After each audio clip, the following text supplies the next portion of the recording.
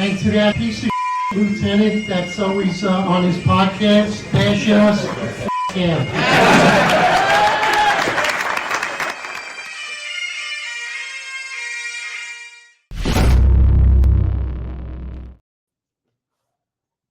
All right, everybody. Eric Dim, your most complained cop, NYPD. This is New York's Finest Retired Unfiltered Podcast, your 265 Police Live series. Of course, me as the founder and the co-host of the podcast, John McCarry, retired lieutenant.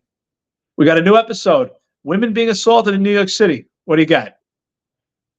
Yeah, let's get right into it. We're going to lay out the case of why New York City women are being assaulted randomly in the streets as they walk down the block. A bunch of viral TikTok videos went out. A couple of TikTokers were being assaulted as they walk down New York City streets, right? I think the perpetrator was ultimately apprehended. There was also another case of a 56-year-old Hispanic woman literally walking down the block coming home from work, and a male just completely cold clocks her, punches her in the face. She's completely defenseless.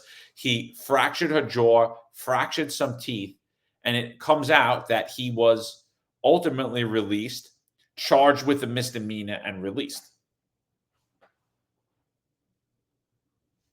So this is important that we talk about this case because what do we hear from the New York City Police Department? Perception versus reality. So it's important that the reality of this case is that women are being attacked randomly and unprovoked. So ultimately, what does that mean? To me, you have a pattern here. You have a pattern of hate crime. And the similarities are white females that are being randomly attacked just for their gender or for their race or for both. And that in order to have a proper representation of crime, these crimes need to be categorized properly. And I think what you have here is felony assaults, an alarming rate, and I think ultimately it's a hate crime. So, woman walking down the block, randomly punched in the face, fractured jaw, so she has a broken jaw, serious physical injury.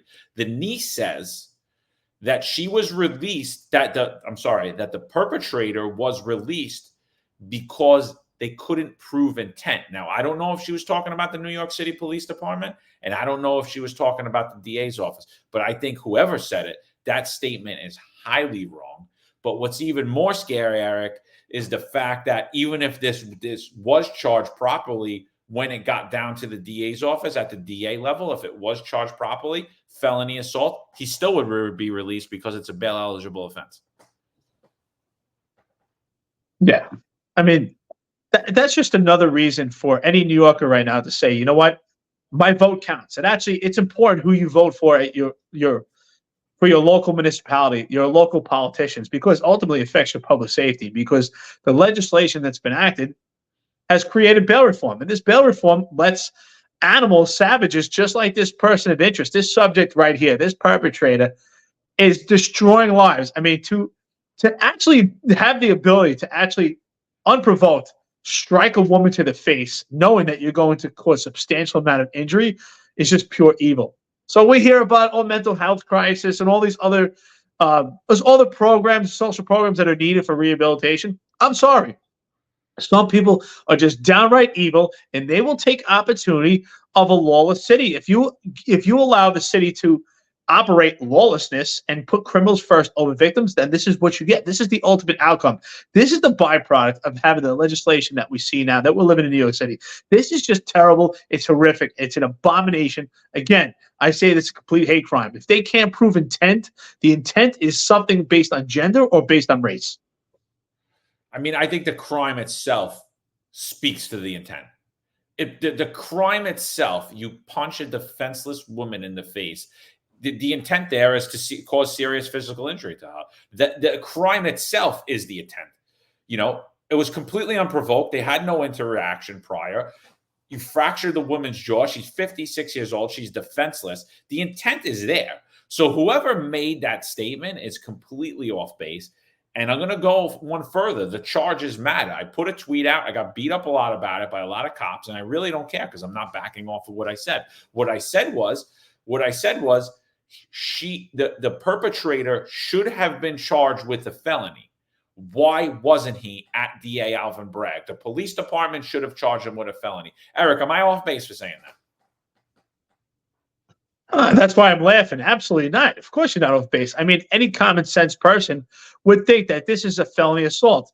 But what do you need for a felony assault? Serious physical injury. This woman sustained broken and fractured teeth. I would say that's a serious physical injury. So if this cannot be proven in court to be a felony crime, now we have a huge problem, not just on our New York City Police Department, but ultimately our entire justice system. We talk about it all the time. There's a complete dichotomy from the actual arrest to prosecution, and we're seeing a failure on both parts. This needs to be charged appropriately, needs to be the highest charges possible that could be allotted with this particular crime. And then evidence-based wise, the DA's office has to do everything in their power to put this person in jail behind bars. This person is obviously a reoffender and is going to reoffend. This person needs to be off the streets immediately. One of the critiques I got, one of the critiques that I got from it too, an individual said the charges don't matter because they're going to get dealt out anyway. Eric, what do you have to say to that person that the charges don't matter, that it doesn't matter what the police department charges and it doesn't matter what the DA ultimately charges? Yeah, who is this person? I would like to meet this person. This complete idiotic moron. Of course the charges matter. The charges are so important because initially from the onset, it's so important that the police officers that make the arrest put together a great package of all the evidence that has come to the case and on a preliminary investigation wise, all the facts of the case, especially injuries.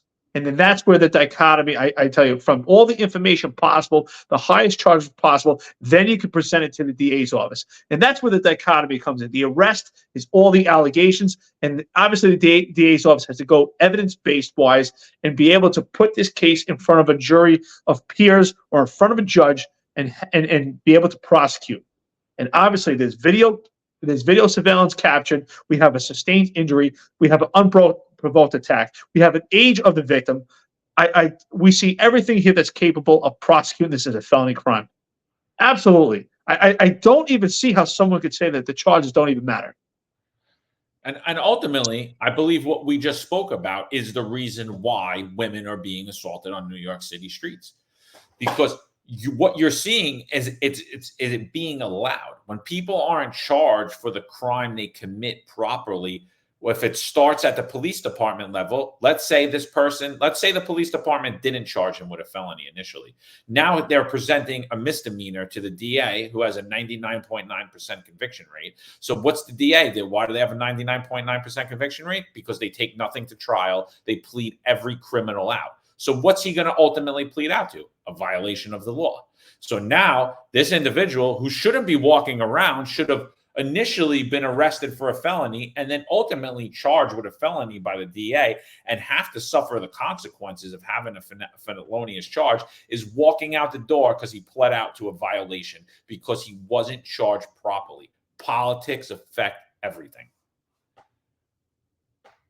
Yeah, again, I think this is a great opportunity to talk about Mayor Eric Adams. Mayor Eric Adams has been on this campaign pushing with the New York City Police Department, perception versus reality. And the reality is New York City streets are not safe. New York City streets are not safe because of progressive politics. They're not safe because we have a weak leadership in the New York City Police Department. We have a failed justice system, but we also have a mayor that does not have an actual stance on crime. We don't know what he's for or against. Let's talk about the debate that he just had with a defense attorney who's a complete leftist progressive. I don't agree with her ideologies. However, she did put Eric Adams on the spot, and she did point out that he does not have a stance, and we don't know actually where his position is on crime. So so Eric Adams goes on The Breakfast Club, Hot 97. I'll put the links to that in the bio of this story, of this podcast. So wherever you watch or listen, the link for that interview will be there. I suggest you watch it. So Oluyemi Olorian is a special guest on The Breakfast Club. She's there with I believe his name's Ebro. I'm not 100% sure, but she instantly goes on attack mode on Eric Adams. I think it was very unprofessional. It looked like a complete setup to go after him, but he's not able to properly defend anything. He looks like, and the reason I say he's not able to properly defend anything is because we never know where Eric Adams stands on anything. So she actually, I think the most horrible thing that she said was, she said a police officer was killed. What about the 7 people? What about the 7 people that the police killed? You know, basically writing off the death of police officer. The murder of Jonathan Diller. First of all, you can't even make the comparison. The death of a New York City police officer, the murder of a New York City police officer, is tearing the fabric of the entire city, entire state, the entire country, the entire world. Every time we lose a police officer, we're losing a fabric of our society. The New York City police officer is a foundation, a baseline, a representation of a good society, of a well-performing society. So to make a comparison is insane. And first of all, the New York City Police Department is the most restrained police department in the entire country. I was a special operations lieutenant for 8 years, anti-crime sergeant for 6 years. I was an active cop for 5 years. And you were extremely busy in your career. And both of us have never used our firearms, and we never pulled the trigger. And we were in countless various arrests, especially involving illegal firearms, and we never pulled the trigger. So if you get killed by the New York City Police Department, you definitely put yourself in a position where the New York City Police Department had absolutely no other resort than to take lethal action. So now Oliemi goes out on social media and she puts the clips that actually make Eric Adams look stupid. I do believe that she did make him look stupid on a lot of different issues, especially when it came to stop, question, and frisk. He tried to play, oh, I'm Mr. Progressive, and Mrs. Progressive came over and smacked him around, and then he just basically tried to stay as a progressive and stay aligned with her when he had no argument for her when she said that stop, question, and frisk are up under your administration. You're saying that you were against these things. You're saying that you were against bias-based policing, but yet stop, question, and frisk are up under your administration, and 97% of the people being stopped are Black and Hispanic. And Eric Adams had no answer for her, which is disgraceful. It's absolutely disgraceful. He went to continue to play that, no, I'm the progressive and I'm against bad stops and I'm against all these things, and never actually gives her the fact that, guess what? 93% of all the murderers in New York City, the people who commit murder, are Black and brown. This would have been a great opportunity to prove the fact that the New York City Police Department is not racist, because the police department doesn't target adversaries and persons of interest and subjects for stops and frisk based on race, based on creed. It's based on crime. And the bottom line is, and people don't want to hear the reality, most of the murders are in Black and brown communities. You just gave the facts, 93%. So, of course, the police department is on par with exactly what's happening. The police department targets crime. Where the crime's happening, that's where the police department's going to be an influx of, and they're going to do intrusive police work. So, yes, is Mayor Eric Adams going against what he initially said as Captain Eric Adams? Absolutely. But he should say that. He should say, as the captain, it would be nothing wrong to say, you know what, as a captain at the time, I saw it as biased policing, but now as the mayor, as I've evolved, I see that intrusive police work and the ideology to broken windows is actually what will fix a lawless society. That's the only way to bring society back to norm, is by intrusive police work. It's intrusive police work that keeps these persons of interest from becoming creatures of life and attacking society.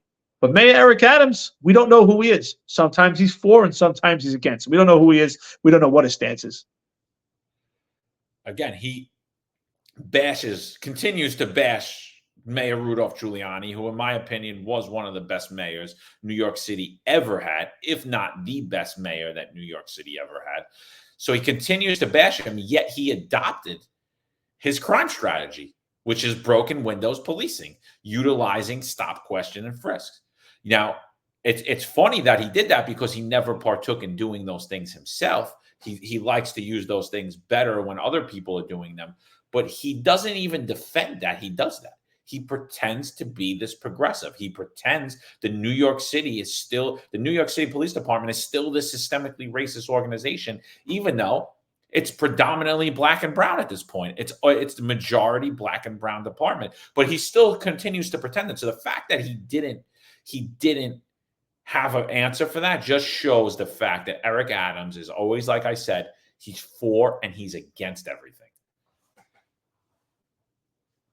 Yeah, and he actually, well, he debunks himself and further proves that the New York City Police Department is not racist because Mayor de Blasio initiated change in the face of the police department. Then Eric Adams ran with it, just completely changed the entire outlook of the police department. It went from a diverse police department. In my opinion, the police department was diverse before Mayor Bill de Blasio.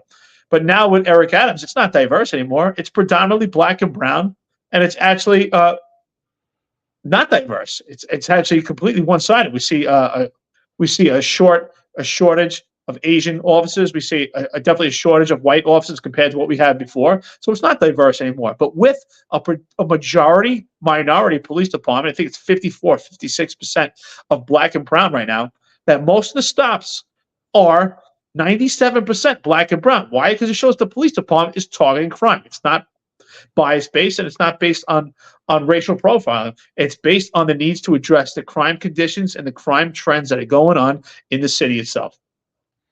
With the NYPD in China, guess what their stops are going to be against? 99.9% Chinese people. That's what the demographic's going to be. You put in a 99% black and brown neighborhood, guess what the stops are going to be from the New York City Police Department? 99.9% stops are going to come from that. It's majority. It's not showing anything. The police department targets crime. Now, the police department has a lot of faults, and we point that out here. And we're going to point out a fault right here of a token pale-faced chief of patrol, John Schell. Now, in response to defend his boss, he comes after Olami Olorin, who says her tweet is, Eric Adams not only revived the police unions that were disbanded in 2020 for the disproportionate abuse against black and brown New Yorkers, he revived stop, question, and frisk. Since he became mayor, 97% of all stops and searches have been on black and Latino New Yorkers.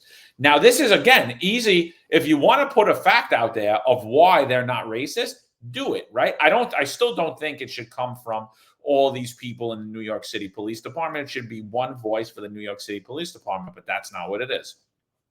So Token Paleface puts this out. This movement lawyer epitomizes everything that true New Yorkers are against. So the police department speaks for who's a true New Yorker and who's not. Do you think for a moment that community boards and block associations agree with what this misinformed person stands for? ? Anyway, I will get back to you in a couple of days after the funeral tomorrow for police officer Jonathan Diller, the very person you dismissed today. Rest assured, though, if you need help this weekend, we will lay down our lives to protect you. Talk soon. Eric, what do you think about that?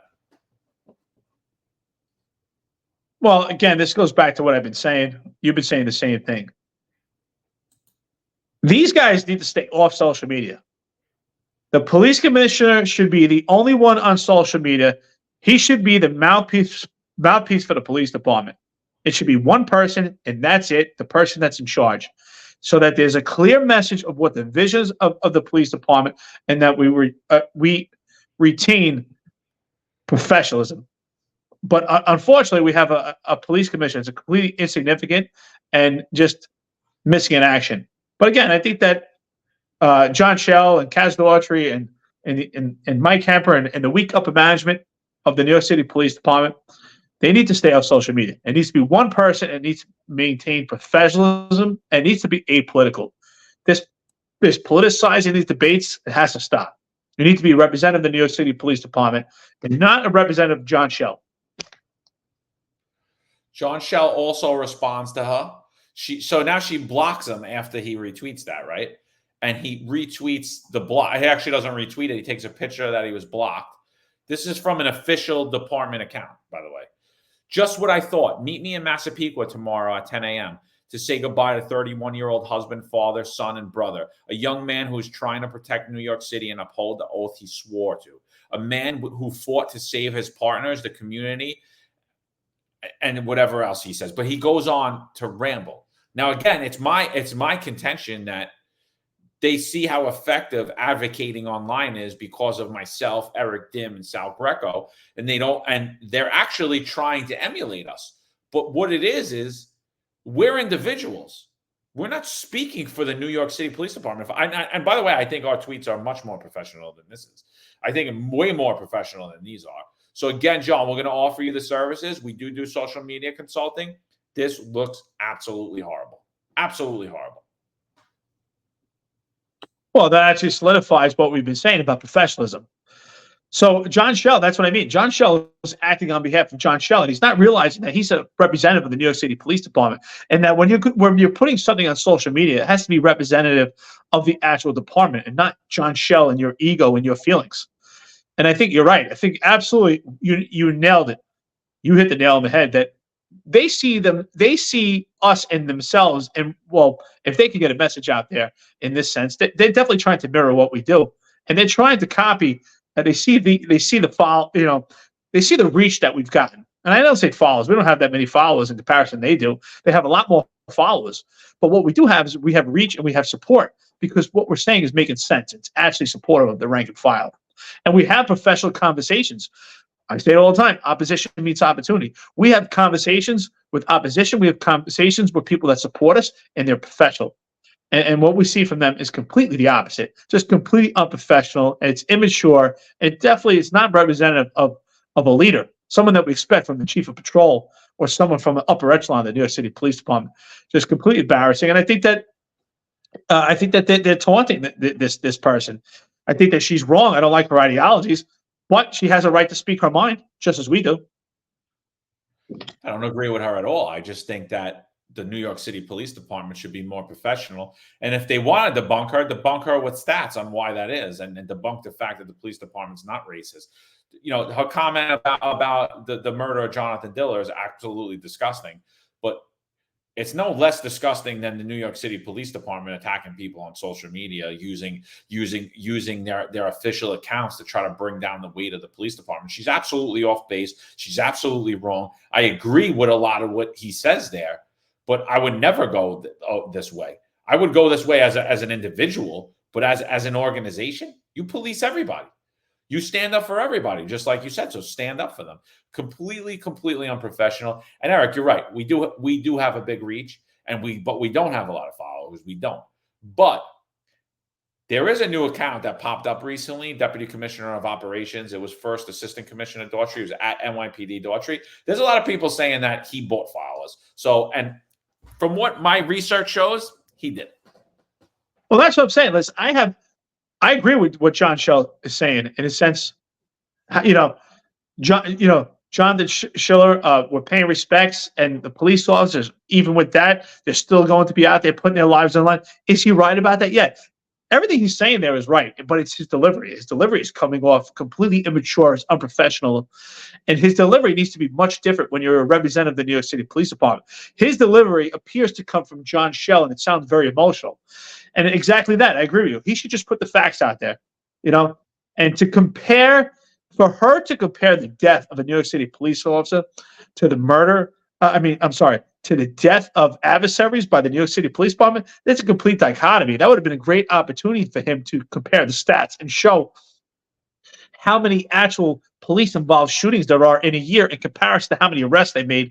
That would show how much restraint the New York City Police Department does. But these guys do a terrible job of PR. They have no idea how to be on social media. You said it before. If they need consulting, New York's Finest Unfiltered podcast will help you out. Come our way. So, and then it gets even crazier. Tiffany Caban, far left socialist. I mean, I go after her probably 3 times a week. So does Eric. We repost what she says. Her page is almost like a parody page. It's ridiculous. She's so off base. It's not even funny. So I think she retweets something that Eric Adams says, and she says Pew, PHEEEWWWW, Pew, like Pew, whatever. So here we go. Token paleface. His boss Kaz told him, "Hey, tweet this for me because I don't want to do it because Adrian Adams just ripped us a new one in City Council. So you do it." So he gives him this tweet. In my opinion, I don't know if that happened, but this is what I think happened. Pew, John Schell tweets, "Under this mayor's leadership, we have saved over 700 people from being shot in this city." Pew, he says again, "Under this mayor, thousands of gun arrests protecting our most vulnerable communities." Pew, "Under this mayor, crime is down while fighting ridiculous policies that your friends put in place and he inherited. Policies hurting everyday New Yorkers in our cities. TikTok. As I travel through the city and spend time doing media just about every day, the community always asks me, what can we do to help?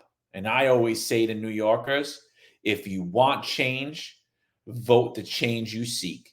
Be well. Well, first of all, you know what?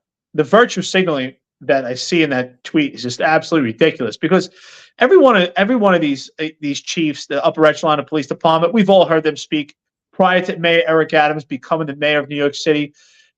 They had nothing positive to say about Mayor Eric Adams. But now that he's the mayor and he's their boss, man, they have a complete different tune. And I'm sure what they're saying at work. And that's why I say my hat's off to them sometimes because I don't know how they do it. They go to work and they put on this complete facade and they pretend to be someone else. They pretend to believe something else. And then they go home and they're someone completely different. So I don't know how they do it. I really don't. It's absolutely ridiculous. What a joke. I got dumber reading these tweets. And honestly, I've heard John Shell speak a lot. I don't think these are his words. I don't. I think this is coming directly from Kaz Daughtry. I mean, if I had to put money on it, that's what I would say. Kaz Daughtry told him to tweet this. I definitely got dumber reading this. I mean, the fact, first of all, crime's not down. He's right about the legislation. He's completely right about the legislation, but he leaves out the fact that New York City Mayor Eric Adams supported all of it. Every piece of legislation that's been put in, he supported everything. He helped draft them, all of it, every single thing. And now that he's in charge of it, he blames the law that he supported not only a year ago. He blames the protest settle agreement that he agreed to the week prior. I mean, the guy is for and against everything. And John Shell here highlights the failure in public safety by talking about the thousands of gun arrests on New York City streets that they've made. People did not carry guns under the Giuliani and the Bloomberg administration. This is a failure in public safety. The thousands of gun arrests are dwarfed by the amount of people that are carrying illegal firearms on New York City streets. And these guns aren't being happened by great police work. They're falling out of people's pockets. They're everywhere. I mean, it's a disgrace. The whole tweet could be debunked, and it's disgusting.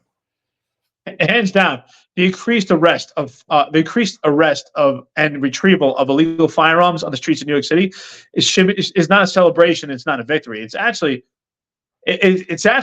quite concerning and alarming.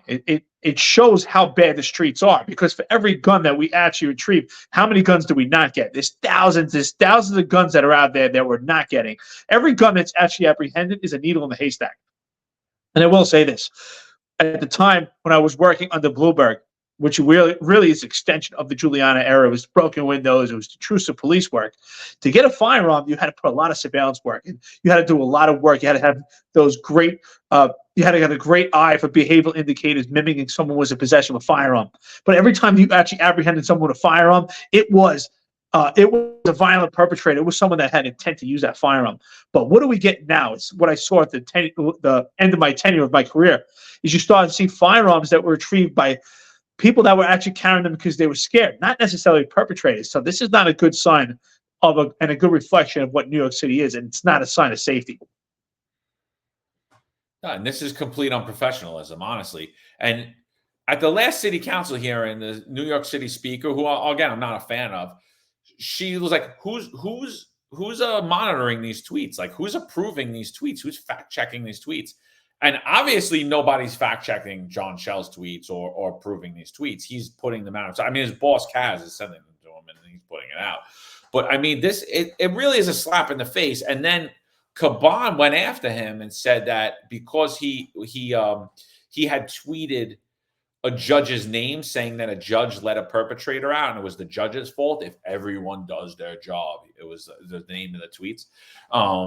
He put out the wrong judge's name, which he basically doxed the wrong person and said the wrong thing about someone. So he puts out the wrong judge's name. He feels like an idiot. He backpedals. Caban says he should be brought up on perjury, on misleading statements that he lied. That was completely off base because it's not during an official hearing. He wasn't sworn in. He was just tweeting from an official account. But I will say, this is a CCRB. If a New York City cop did this, they'd be CCRB'd CCRB, John Shell. Well, absolutely. I 100% agree with you. And I think it was absolutely ridiculous for her to make that statement. But what does it show? It solidifies everything we've said on this podcast. We are the only entity that's ever deciphered the disciplinary matrix.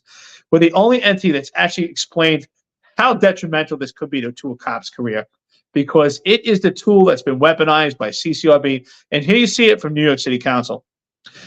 They hold the disciplinary matrix with an extreme amount of weight, and they believe that this is the doctrine to terminate police officers.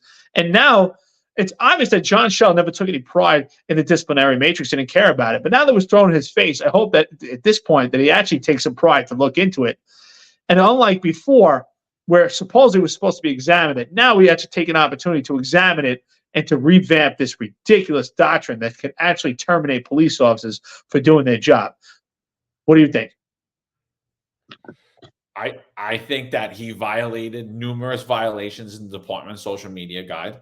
I think that he was discourteous. I think he was disrespectful. I think that this is a CCRB. I think this is a CCRB and an IAB complaint against Chief John Shell and anyone else, and Kaz Daughtry. I think that if a New York City police officer did that, he'd be the first to hammer you. So why is he exempt from that? Why is he exempt from that? This is not courtesy, professionalism, and respect. This is, you're coming from an organizational standpoint and you're acting like a child, when if your guys acted the same way you did, you would hammer them. So you know what? So Tiffany Caban was wrong, but I think that she does need to file an IAB complaint, and she does need to file on CCRB. And I think Solarian does too, because the system that you claim, that's fine, and cops need to do their job anyway, and nobody should worry about this anyway. You should also be held to the same standards then. That's how I feel. Well, absolutely. But what else does it solidify? It solidifies the problem with the disciplinary matrix that we've been saying. So if you're Eric Dimmy, John McCarry, Sal Greco, you are held to a standard of the aggravating factors from the discipline matrix. That's what Tiffany Caban is talking about here. She's actually talking about the presumptive penalty, which is the automatic, and the aggravating factors, which would, if this was actually an investigation and he was recorded and he gave misleading statements, he would be held to termination. But what does John Shell and other members of the police department that are in line with him, what do they get held to? What standard? Nepotism. They get what's called the mitigating factors, which is a low-level penalty because of the circle that they're in. So, again, it just solidifies everything that we've said about the disciplinary matrix and how it's completely problematic. But I agree. This should be a CCRB. This should be extremely examined. It just shows also, how the misuse of social media, how we're seeing it by the police department. We've never seen this before. I mean, I don't want to, unfortunately, we lost Jonathan Diller, who's a member of CRT, but we had issues with other CRT members from different boroughs on social media. And it just shows we never seen the New York City Police Department act in such a manner on social media. It's getting out of control. And the city council asked if it's being vetted, but obviously not, because the New York City Police Department is using social media all over the place, and it's not being monitored. It's just coming out extremely unprofessional. Well, I do, now she's making the claim the NYPD is harassing me. They're harassing me, a professional attorney, a media professional attorney, simply because I outperformed the mayor in an interview. It sounds pretty similar to what happened to us. Now, I don't think that a mobster is going to threaten her. I don't think that the police commissioner's brother's business partner, who's a mobster, is going to come and threaten her. And I don't think that members of the CRT, the lieutenants and the captain, are going to come identify themselves on the social media and try to get her to get offline. I don't think those things will happen. But she's right. It's completely unprofessional, and it shows a pattern, right? Same pattern that myself and Eric have shown time and time again on our social media and on this podcast. So now I don't agree with Solarian at all. And if I was sitting in that interview with her, or Eric was sitting in that interview with her, I would have been completely professional. And I've debunked every single thing that she asked the mayor. And obviously he's not taking too much of attention to New York City or the New York City Police Department, because that was an easy interview. And the things she brought up could have easily been debunked, and he could have did it in a professional, polite way and just moved on. And she really wouldn't have had any clips other than her asking the question. Yeah, I agree. Listen, this would have been an opportunity. I always say opposition meets opportunity. This was an opportunity for him to shut down his opposition, and communications breaks barriers. He could have easily debunked all her statements. These questions were layups. It would be very easy for him to explain the correlation of the crime stats and the stop, question, frisk, and the high amount of stops that they have right now in correlation to black and brown people. That would have been an easy one for him, but he couldn't answer the question. So the fact that he answered the question, it leads me to believe there's two things you could ask yourself, or it could be both. One, he's just a complete moron who's totally inadequate, and totally inept, right? Or he doesn't want to answer it properly because then it shows that he's actually not a moderate, is that he is a complete progressive, but at the same time he's lying and he doesn't have an actual stance, and he just placates to whoever's in his party at that moment. Or it's a combination of both. He just sings to whoever he's in front of, right? He's in a Hot 97. He's surrounded by black people, and he's gonna go towards that progressive stance because that's what they have on that show, that anti-police progressive stance, and that's who he pretends he is. But she debunks, like, wait, you're not a progressive. You're Rudy Giuliani style. You're doing stop, question, and frisk. You're doing broken windows theory. But yet he continues to say, no. I'm like you. I'm a progressive like you. Like, he continues in that fashion. He can't properly answer the question because, again, like I said, he's for everything. He's against everything, depending on who he's in front of. Put him in a room with a bunch of white conservatives, and he's going to talk about how ridiculous all the laws that he supported, that he helped generate, that he helped put together, every agreement that he signed off on, how they're all terrible. Meanwhile, he was directly involved in all of them.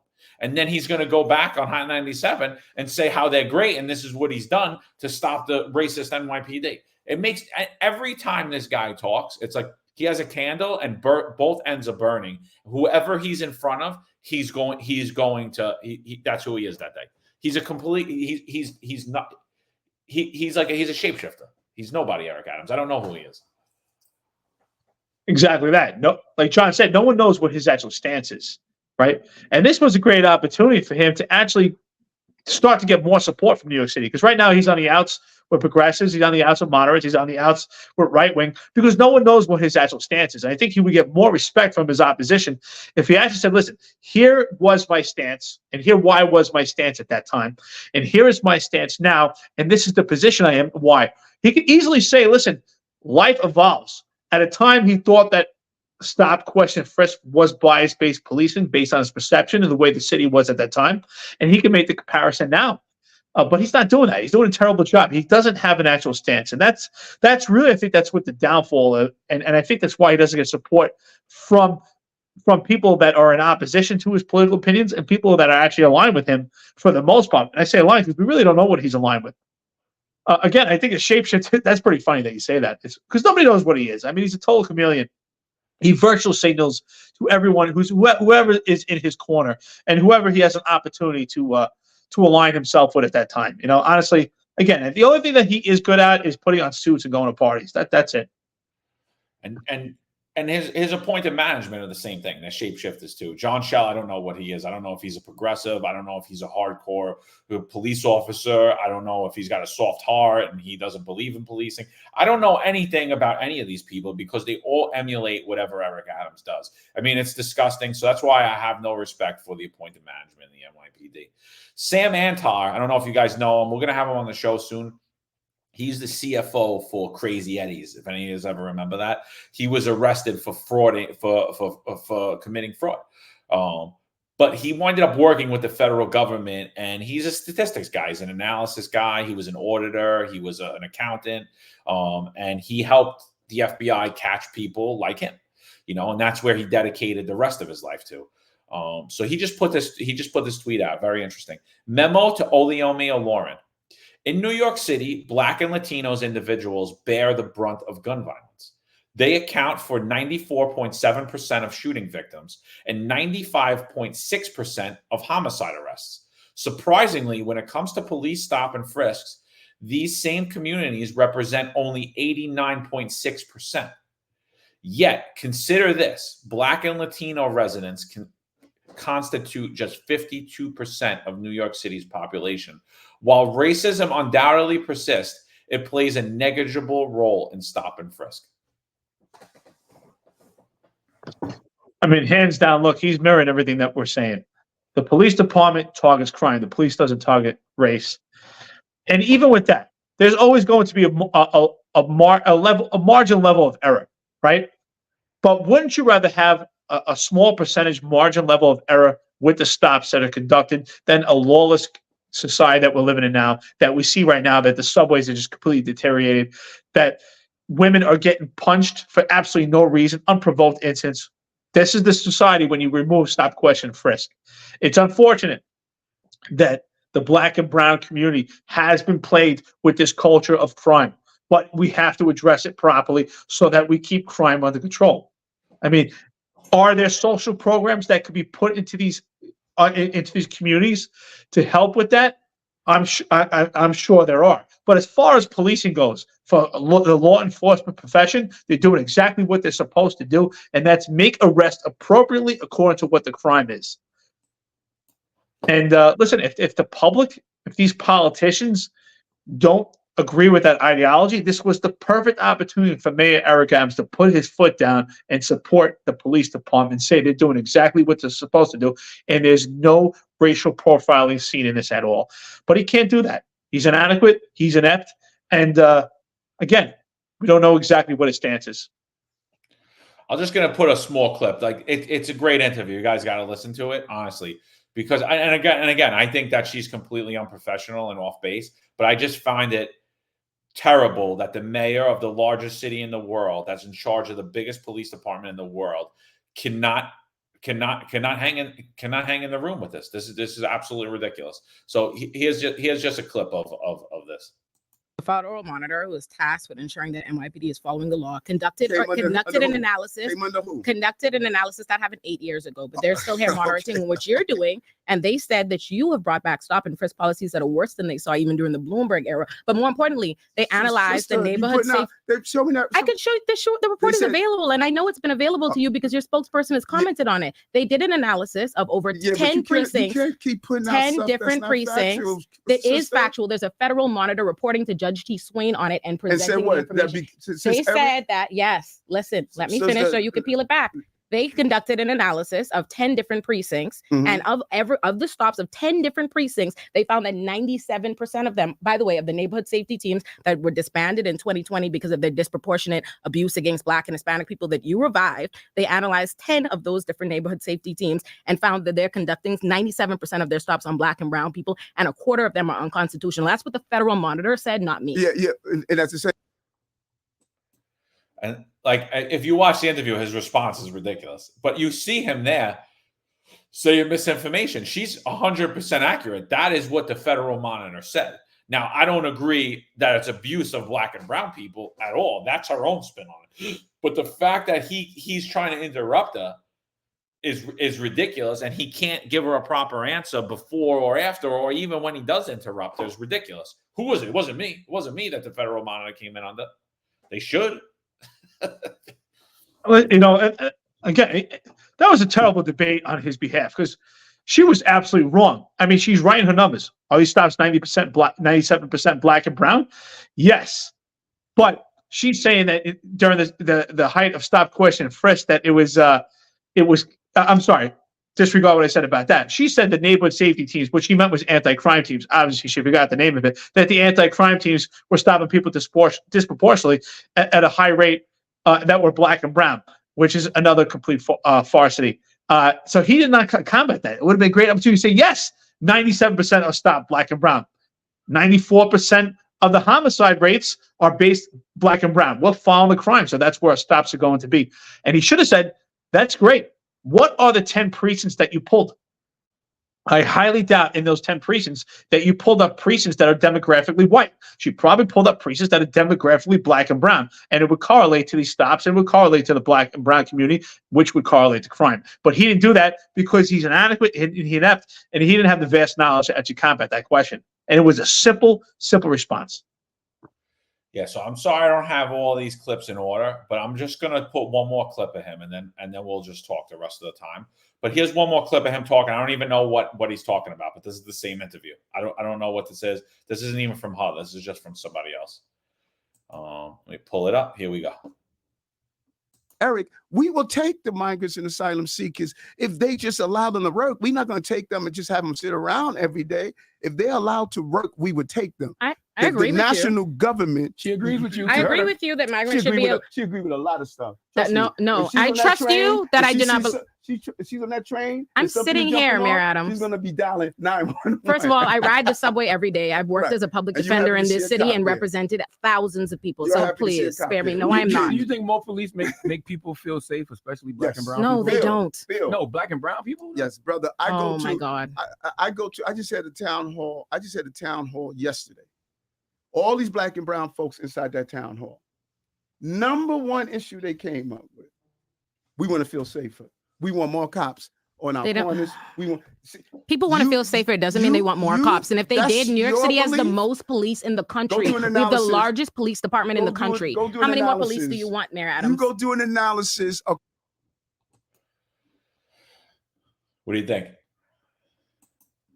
First of all, she's completely disrespectful, but that's a great opportunity for him to even expose how disrespectful she is even more.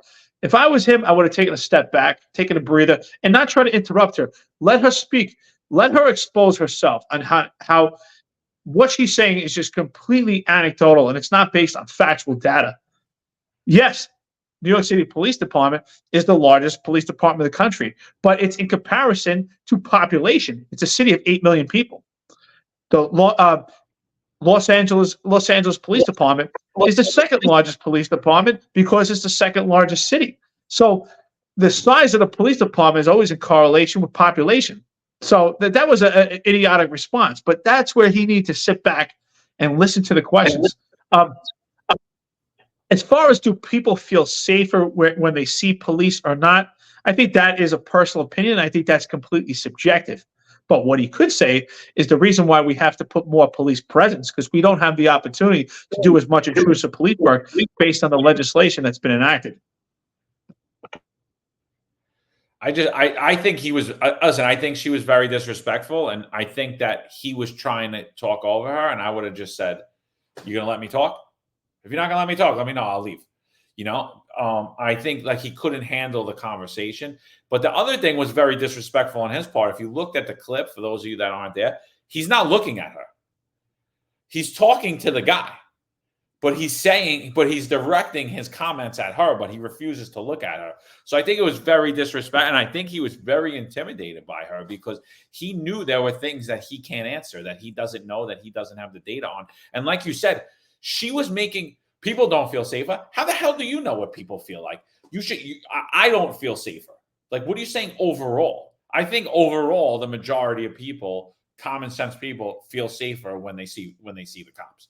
I mean, I think when people, you feel safe at 3 o'clock in the morning and there's 2 cops in the subway station as opposed to if you don't. I mean, and I think that's the majority of everybody. Is it everybody? No, but I would say it's the overwhelming majority. But she's talking for everyone. No, they don't. Really? You know, and again, she's probably some transplant. She probably moved to New York City in her 20s because she wanted to be urban. And now, you know, she has this whole anti-police agenda. And honestly, I think that like it just shows how incompetent he is, that he can't even handle the conversation with this girl. It's really, I could tell why he made no arrests. I mean, God forbid he was put on the stand. I mean, he would perjure himself in an instant. He would go right to jail.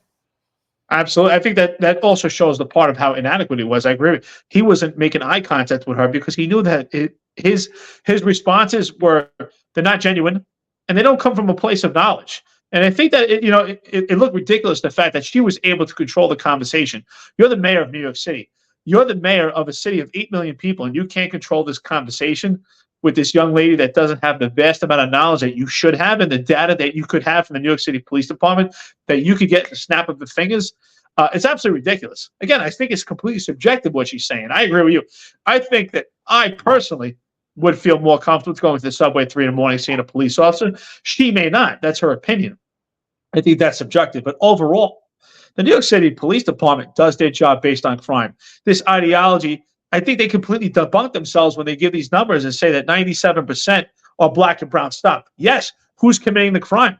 I mean, it's absolutely ridiculous. You see the correlation from, from population to the actual crime statistics themselves. So is there a margin of error? Yes, there's always going to be a margin of error, but I'd rather have that margin of error than a lawless society that we see now. So before we get off, I just want to talk about politicizing the death of, the murder of Jonathan Diller. I went on Newsmax. I made a lot of statements, a lot of very political statements. I really, when I got the call to ask to come on, I got to say, I contemplated doing it because I was like, I don't want to politicize his murder. I don't want to, but at the same time, I'm like, things need to be said, and there's never going to really be a good time to say it. So it might as well say it while it's in the news, right? How I feel. Is it how every law enforcement officer feels across the country? No, but that's how I feel. And I'm like, if I'm given the opportunity, I might as well do it. So, but everyone's saying, oh, we don't want to politicize it. We don't want to politicize. We don't want to politicize.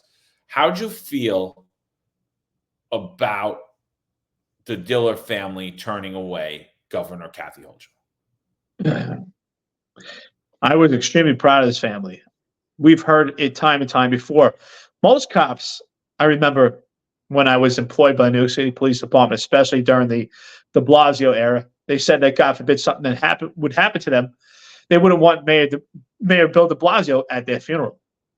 But this family actually did it. They actually put their feet down and said that the people that are responsible for the legislation that has caused a lawless society, that gave an opportunity for a creative life to take the life of their son, they actually took a stand. So I'm extremely proud of that family.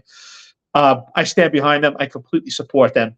I think that they took a bold stance. And again, like I said, I hate the fact that the murder of this young police officer, a fellow brother, has to be politicized. But unfortunately, these things have to be said. And I'm extremely proud of you, John, that you took the opportunity to go on Newsmax and actually speak on behalf of the murder of Jonathan Diller. You're a representative of us all, and you made us extremely proud. I know I am. Thank you.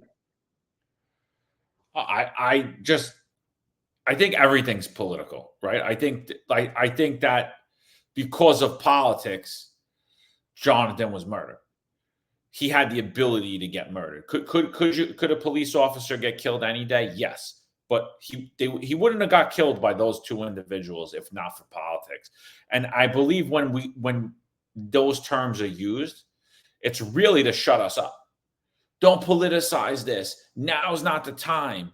It's like, and I always think like now is the time, But I'm not gonna lie. I didn't want to do it.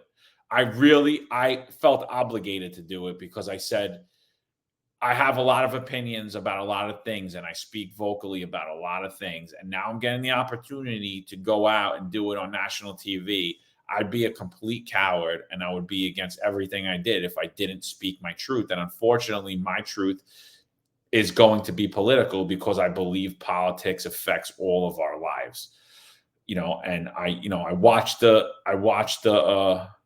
funeral today. I listened to the wife speak. It's heart-wrenching.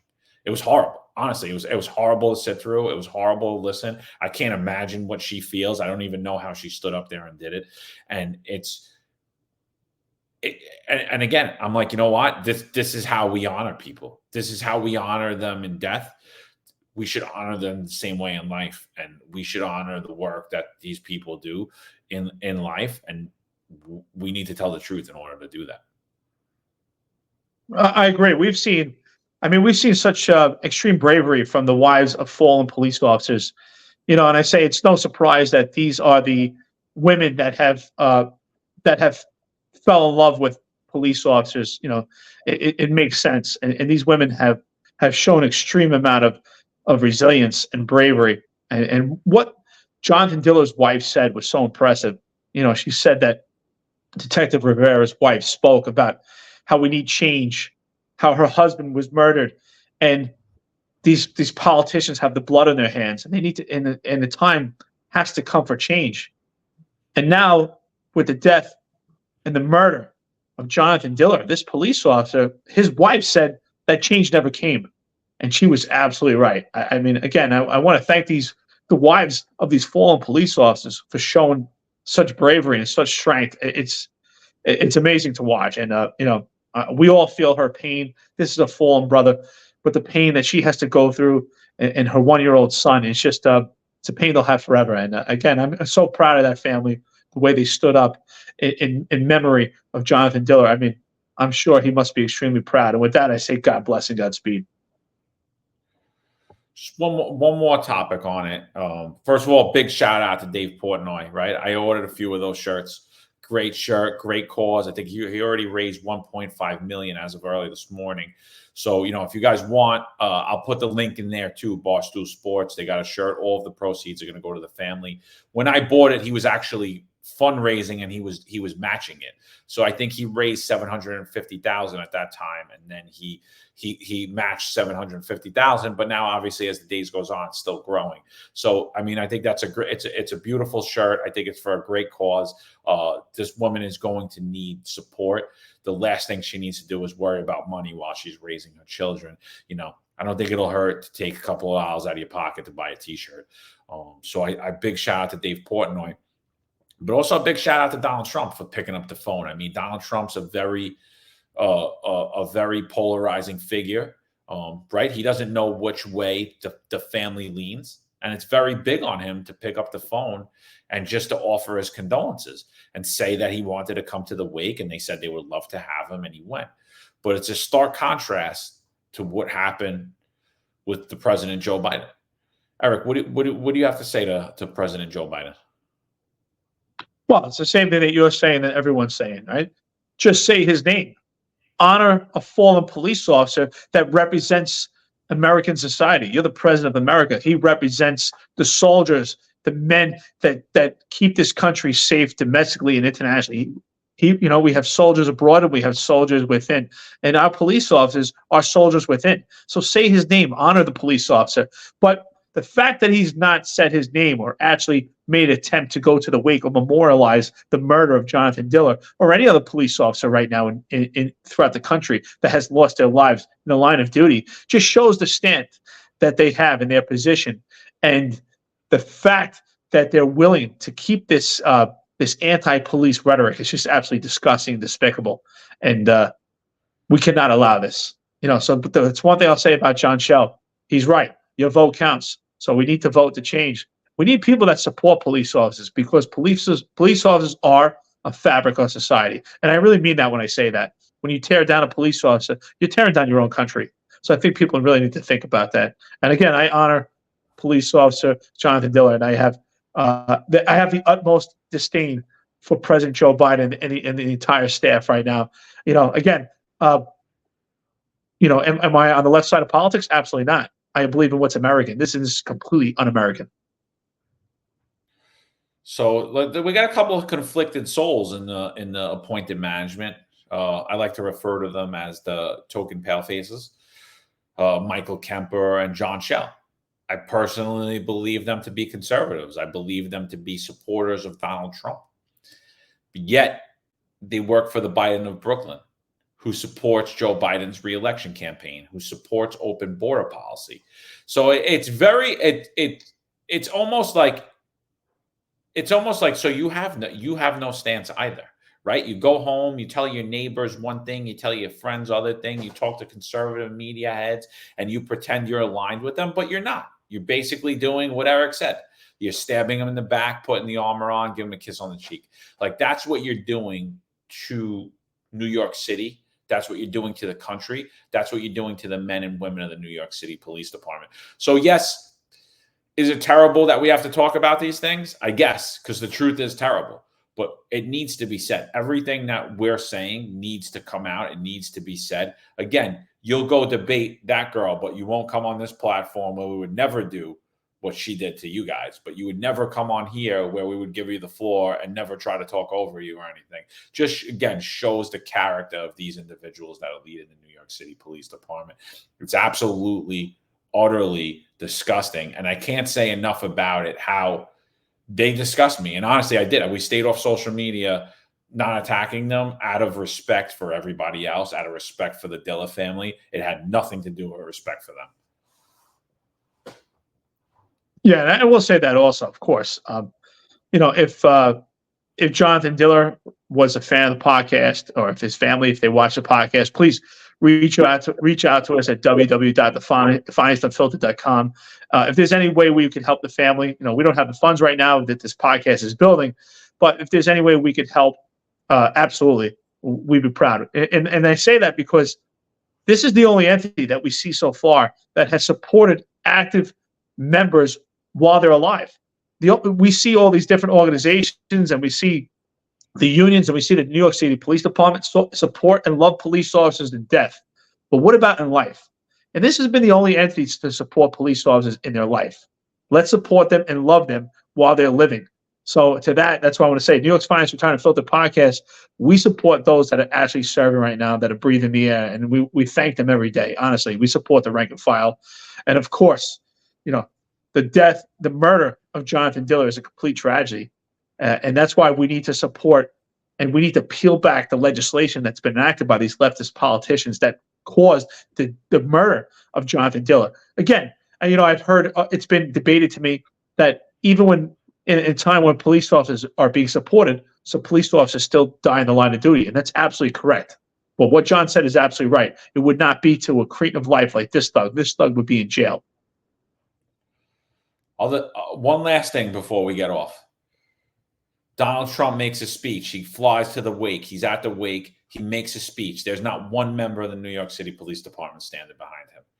Now, it came to our attention that Tariq Shepard, the Deputy Commissioner of Public Information, gave a speech and said, we're not effing going to be a part of this, and nobody better take a picture or shake his hand.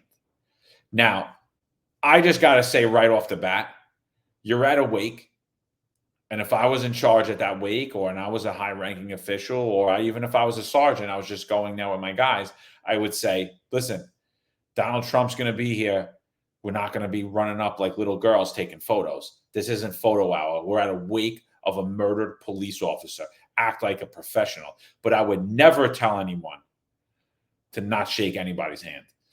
That is completely not a lawful order. It's completely political. It's completely politicizing the murder of this individual. And what did we see? No one stood behind him. And I think that was a slap in the face to the members of the New York City Police Department. I think it was a slap in the face to New York City residents, because you know what? If Joe Biden showed up, they should be standing behind him. If Barack Obama showed up, they should be standing behind him. Show respect, regardless if you like him or not. He was the 45th president of the United States. I wasn't a fan of Barack Obama, the 44th president of the United States. I would have damn stood behind him if he stood there in solidarity to come show respects to the family. That was absolutely disgusting, and that's another failure on the New York City Police Department. Oh, hands down, it's beautiful what you said. Absolutely true. I think that is completely despicable. The fact, if you align with Donald Trump or not, he was there supporting the murder of a police officer. So absolutely, I agree with you. You shouldn't be taking pictures. It's just not photo hour. I don't like when police officers take pictures at funerals and they're smiling together. I mean, this is an opportunity to memorialize the career of Jonathan Diller and to be there in support of his family right now. His family is hurting. They're going through pain. You have to be there for them. So you should absolutely stand behind Donald Trump. And shameful on any of the cops that actually listened to that unlawful order. But what's shameful about that also is Tariq Shepard was willing to stand in solidarity with Alvin Bragg and take photo ops with Alvin Bragg and support him on his Twitter page when he was former commanding officer. But now Donald Trump, who actually attends the wake of a murdered police officer, you have the audacity to tell the police officers not to stand behind him? And what's even more alarming, and really what I'm perturbed by, is the fact that the police officers actually listened to this. This was an opportunity to stand in strength and stand in moral principle and all stand together and say, you know what?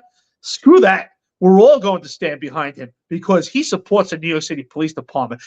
New York City Police Department. And that's what we need right now. We need support, and we need support from high-profile people that actually care about us.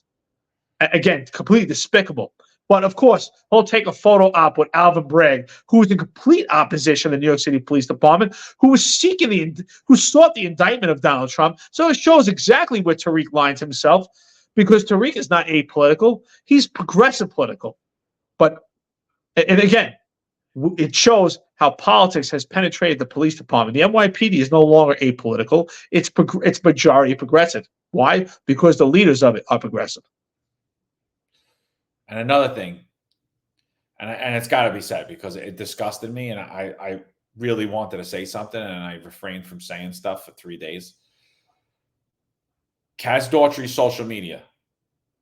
I mean, he has a photographer following him around at the wake, at the funeral, and he's posting photos of himself. Come on, man. I mean, like, you can't do better than that. You can't. I get taking photos of the procession. I get taking photos of the vehicles coming down, of the motorcycles coming down, of all the different agencies. But why does it always have to be about you? Like, you don't see that, like, that's why nobody likes you, is because everything's about you. No, you're making it like it's your fan page, like people are following you. People aren't following you, dude. They're following the New York City Police Department. They want to see what it's saying, what it's doing.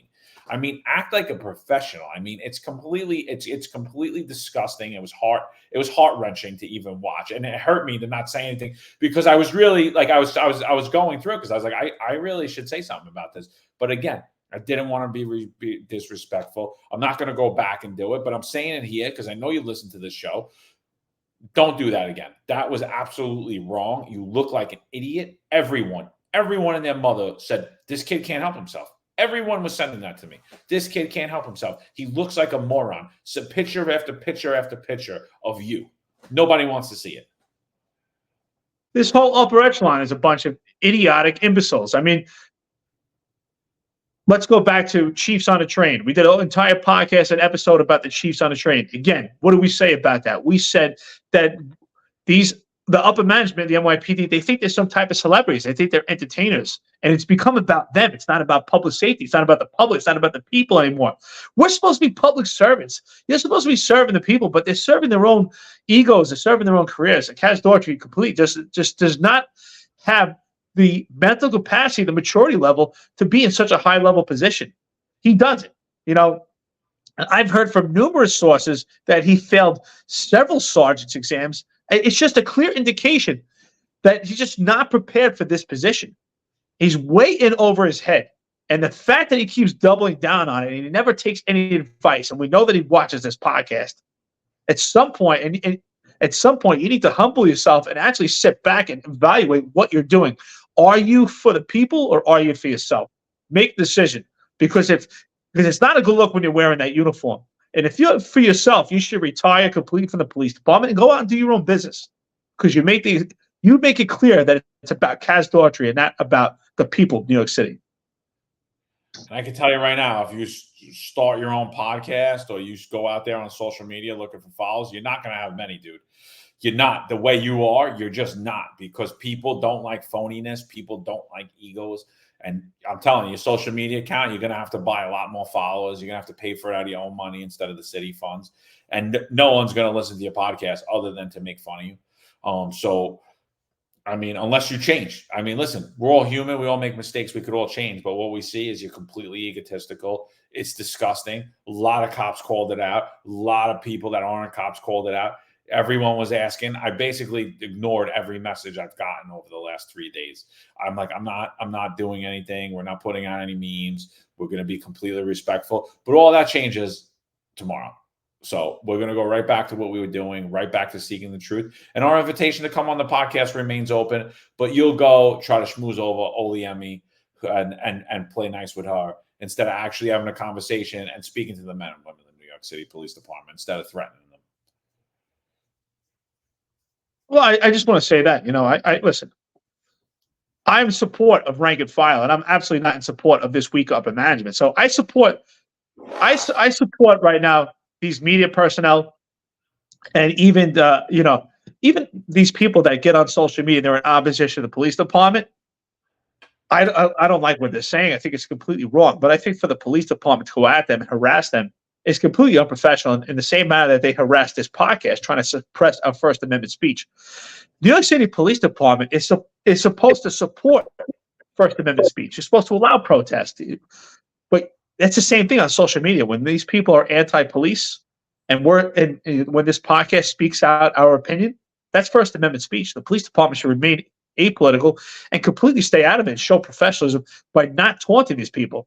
You don't have to like what they're saying. We don't like what they're saying, but they still have an opportunity to say it. And if you want to debunk it, then have a professional debate about it. Do it in a professional forum. Let them speak. Let that opposition meet opportunity. But these people are completely egotistical. It looks so bad. It looks so unprofessional. If there's anything I'd like to say at this point, if John and I ever had an opportunity to be police commissioners or first deputy commissioners or high-ranking officials of the New York City Police Department, we would stop their social media accounts immediately. That's the first thing that has to happen. They have to stop immediately. It's such a bad look for the police department. They really are. Honestly, you ask me, it's really distorting the patch. And the patch is representative of the New York City Police Department. And they're just completely distorting the good name of the New York City Police Department. I agree. I think it's completely unprofessional. I think they look like children. I don't think they look representative of the New York City Police Department whatsoever. And I don't even think the account really represents themselves. Like I said, I don't think that John Schell is making those tweets. I just don't. I mean, I have no information that that's the case, but I just don't. I just don't see it. And I just think, again, he's being completely used and abused, and he's letting himself do it, which is why I have no respect for him. And to all the organizations who pretend to be out there to support cops, why don't we try to support them in life as well, not just death? Why don't we try to support them, do things for cops when they're alive, right? Why don't we try to do those things too? You know, I gotta be honest. It's another thing that really weighs on me. It weighs on my soul. It weighs on my heart when I see people posting photos at a funeral of themselves. It really bothers me. It really, I would never do that. Never, never, never. I'm not saying that if you didn't run into someone you hadn't seen in a while and you guys are off to the side and like, oh, I'm sending this, it's your brother or it's your cousin. I'm going to send this to grandma that we got to see each other, or someone you went to the academy. I'm not saying that you can't do that. There's a time and place for everything. It's definitely not at a wake. But when you're doing it to self-promote, I mean, it's absolutely disgusting. Honestly. It's like helping the old lady cross the street and having somebody follow you and film you and then put a nice little song to it and put it on your social media to show what a great person you are. It's absolutely ridiculous. I'm sick of seeing it. I mean, I know it'll continue because the world is just filled with phony people, but I see you, the cops see you, the public sees you, you know, so we all see you. Yeah. And I just want to leave with this. We have to honor Jonathan Diller. The murder of him is just so horrific. It's basically an execution. So I say to the police officers that are out there day in and day out, please always be careful, be mindful of your tactics. Unfortunately, you're in an environment right now that's completely lawless, and there are so many firearms out there right now. You're being told so many firearms are being apprehended and how great it is, but it's not a celebration. For every firearm that's apprehended, there are so many firearms out there that have not been retrieved.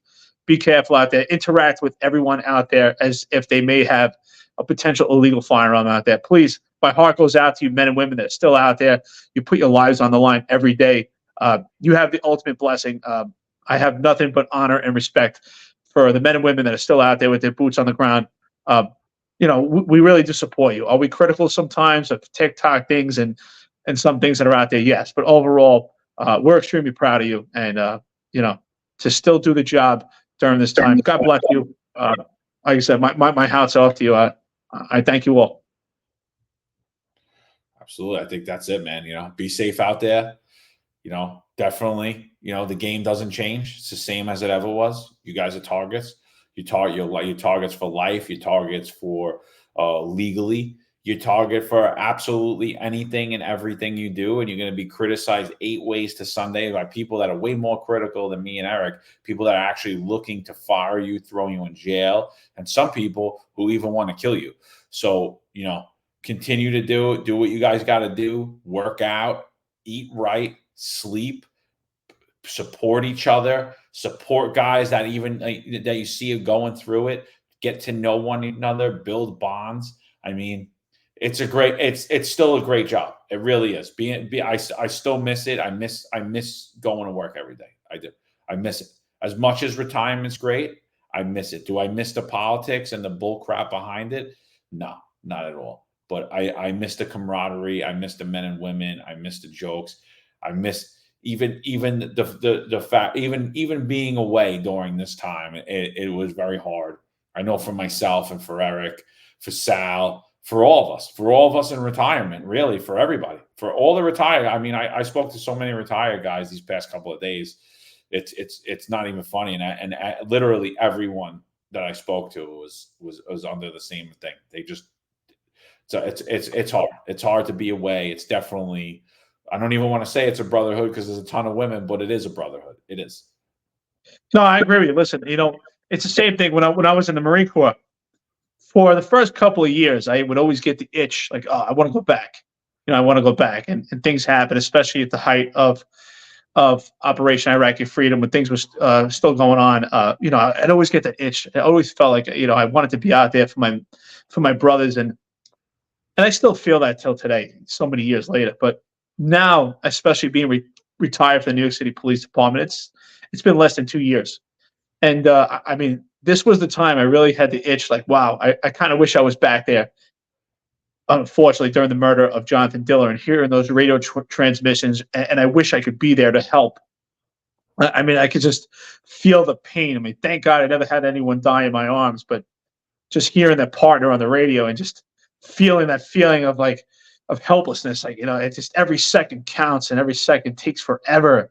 We all been there. It's just a horrible feeling, and man, like I said, I'm so proud of the men and women that are still on the ground, and the cops that I still talk to, that I've had the opportunity to train, and they're moving on with their careers. I've obviously passed the torch, and some of them are lieutenants themselves now, and they tell me how they operate out there, and it's kind of passed on a lot of the ideology I have, and they implemented their own. It's just fascinating to hear. And again, I'm extremely happy to be on this path, but that was the moment that I had the itch to be back. But again, it was the greatest job in the world. I don't think it is now. I think it will be back to it at some point. But what I can say, it is some of the greatest men and women on earth. Absolutely. Donald Trump said that. That I have to agree with. Any man or woman that puts on a uniform overseas or in this country, God bless you. You deserve the utmost respect. And for that, I salute you, seriously. Thank you, everyone. I appreciate it. New York's Finest Retired Unfiltered Podcast, your 265 Police Live series. John, you got anything to cut it out? That's it. We'll be back at you. Law enforcement professionals dedicate their lives to serving and protecting our community. But who's protecting their financial futures? That's where Laidlaw Blue comes in. Our wealth management platform is specifically designed for the law enforcement community. Laidlaw Blue is a division within Laidlaw Wealth Management, run by retired New York City detective John McDermott. His status as a retired detective uniquely positions him to establish a deep connection between Laidlaw Blue and the law enforcement community. Our platform is easy to use and provides a range of financial services, including investment management, retirement planning, and insurance solutions. With Laidlaw Blue, you can secure your financial future and provide for your loved ones. Our team of experienced financial advisors understands the unique challenges and opportunities that law enforcement professionals face. We're here to help you navigate the complexities of financial planning and achieve your goals. Laidlaw Blue. Secure your financial future today. Book a meeting using the QR code displayed or call us directly on 888-901 Blue. That's 888-901 Blue.